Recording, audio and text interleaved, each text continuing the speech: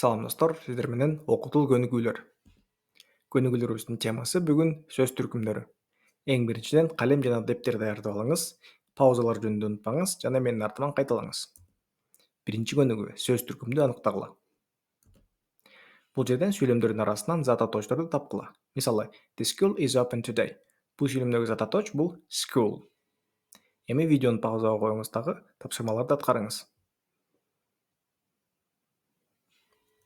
Туура жооптор болсо мындай болот. Биринчи сүйлөмдө postman, экинчиде man, үчүнчүдө friend жана төртүнчүдө зат атооч жок. Кийинки көнүгүү боштуктарды толтуруу.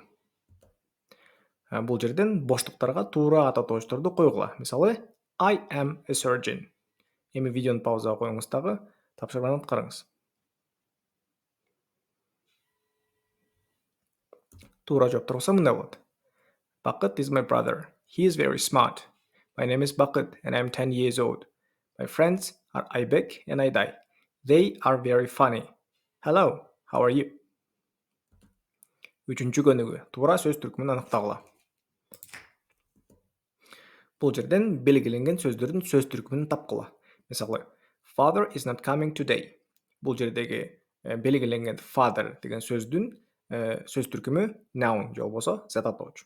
Эми видеону паузага коюңуз дагы тапшырманы аткарыңыз. Туура жооптор болсо мындай болот. My mom goes to Osh. Бул жердеги белгиленген сөздүн сөз түркүмү verb же болбосо этиш.